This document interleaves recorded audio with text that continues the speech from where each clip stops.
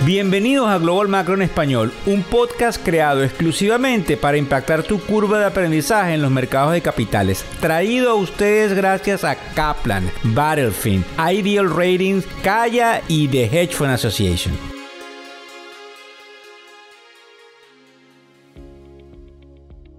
Hola, ¿cómo están? ¿Cómo les va? Hoy es lunes 27 de febrero del año 2023. Buenas noches, buenas tardes o buenos días. Y vamos al grano, vamos a hablar hoy de las rentas, de las contrataciones, de algo interesante con una compañía japonesa que quizás muchos recordamos de nombre Hitachi, y del índice del miedo, que es como se le denomina al índice de volatilidad VIX.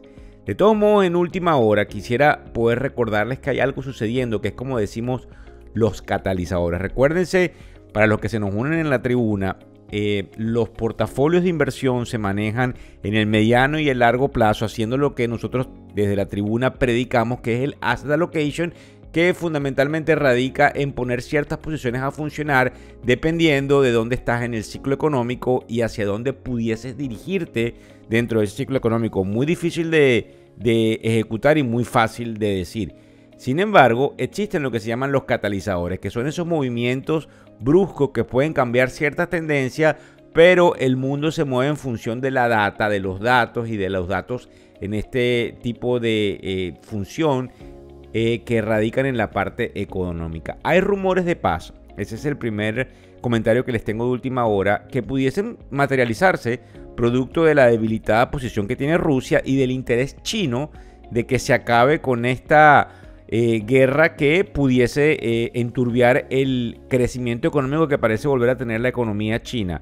También creemos que puede haber algún tipo de desaceleración en los precios del real estate, máxime cuando alguna gente se apresuró a comprar en el mes de enero, y decimos que se apresuró porque probablemente vamos a tener esa desaceleración, y es importante también mencionarlo. También la euforia con el ChatGPT, que es una compañía donde Microsoft ha invertido muchísimo dinero, probablemente va a tratar de estancarse, ya que muchas compañías en muchos sectores están prohibiendo el uso, al menos dentro de sus oficinas y dentro de sus esquemas laborales, de lo que es el ChatGPT. Y también, importante, aunque ha estado bastante, equivocado últimamente, que el presidente de JP Morgan, Jamie Dimon, dice que los números en términos de tasa de interés base, es decir, el Banco Central o la Reserva Federal, que es lo mismo en los Estados Unidos, va subiendo tasas de interés base, es decir, las tarjetas de crédito, las hipotecas, los préstamos de carros, etcétera, tienen otros componentes por ese, nivel de tasas de interés. Esas tasas de interés están a punto de tocar el 5% y él dice que pueden llegar tan alto como el 6%. Esa proporcionalidad de aumento, que no pareciera mucho, es suficiente como para causar una recesión. Fíjense ustedes, vamos entonces a tocar el tema de las rentas, que nos interesa muchísimo. Hay un artículo en el Wall Street Journal que salió hoy a las 5:30 de la mañana, que nosotros pusimos en el newsletter del día de hoy, donde habla de la caída de las rentas durante los últimos 6 meses en un estudio serio que se ha hecho recopilando una cantidad de información.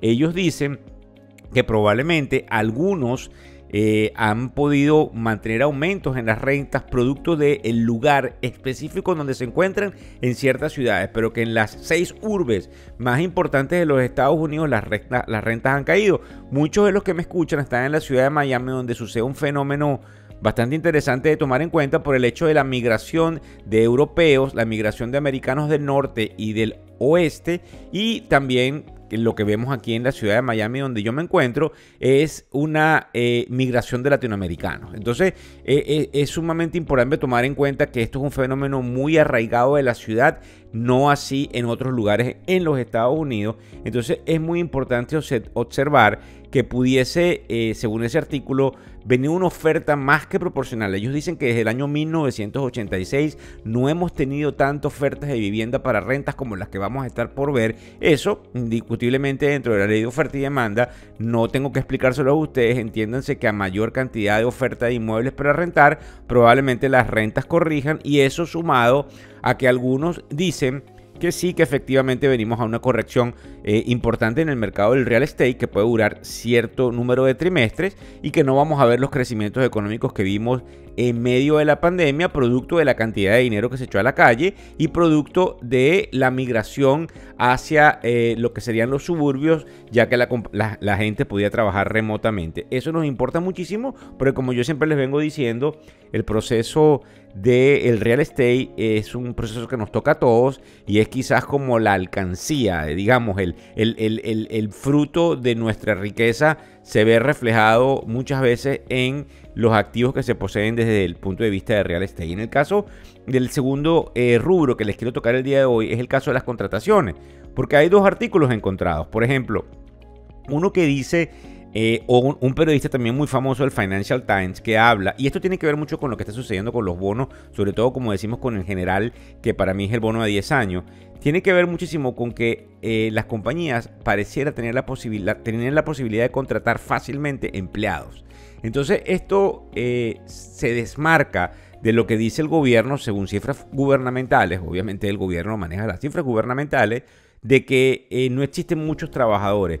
Esta gente del Financial Times, que está ubicado en los Estados Unidos, aunque es un periódico de corte inglés en Gran Bretaña, dice que más bien las compañías y los departamentos de recursos humanos se han visto inundados por una cantidad de oferta de trabajadores y que se les hace muy fácil contratar. Ahora bien, esto choca con un artículo, por eso es lo complicado del manejo de la data del New York Times, que dice que prácticamente no hay despidos.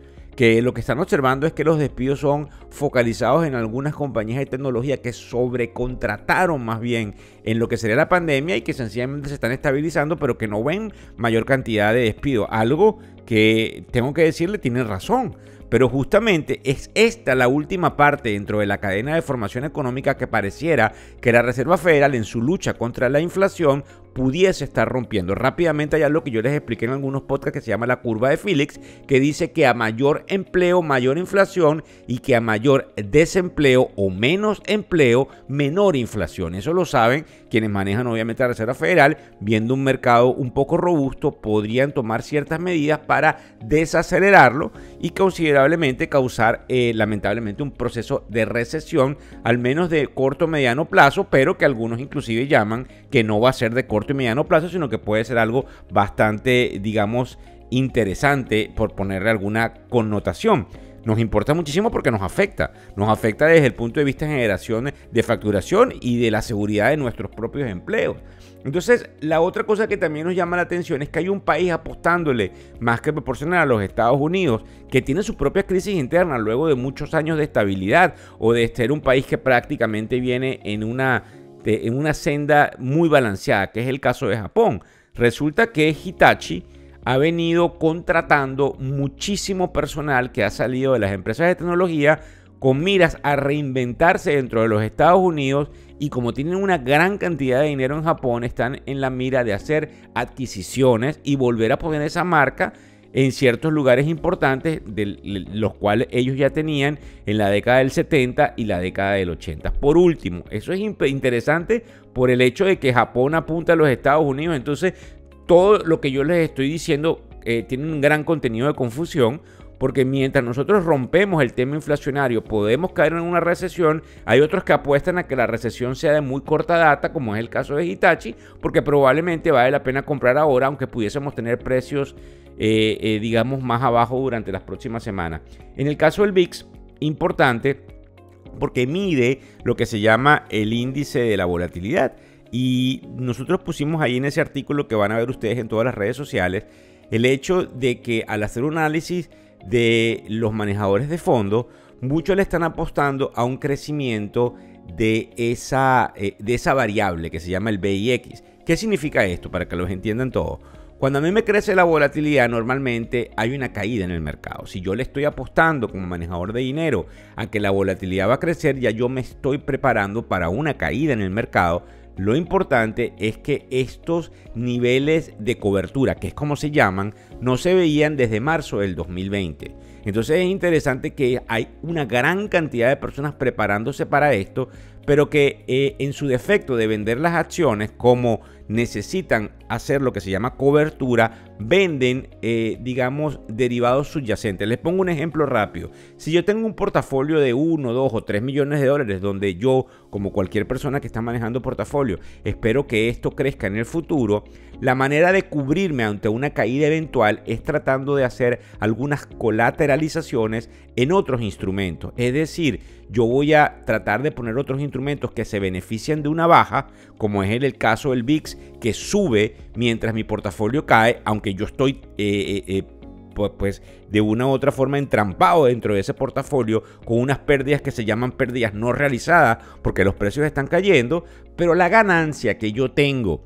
producto de la subida del VIX, que es indirectamente proporcional a cómo se compone mi portafolio, me entrega un colchón de utilidad que pasa a ayudarme a que yo, dentro de lo que se llama el neteo de mi portafolio, de las entradas y salidas potenciales de dinero, lo pueda hacer validar para no perder tanto dinero. Esto es muy importante y de esto voy a ahondar en algunos podcasts, porque esta es la manera como se mide el retorno y el riesgo. Cuando a mí me miden los números como manejador de fondos, los clientes institucionales, ellos no están observando cuál es mi retorno. Ellos están observando cómo yo obtuve ese retorno versus a qué nivel de control de riesgo fui expuesto como manejador de fondos. Y eso tiene que ver muchísimo con todo esto que les estoy explicando desde el punto de vista de cómo yo puedo no estar desnudo ante una situación que se pudiese venir a futuro, sino tratar de cubrirme. Lo más complicado es el cuándo,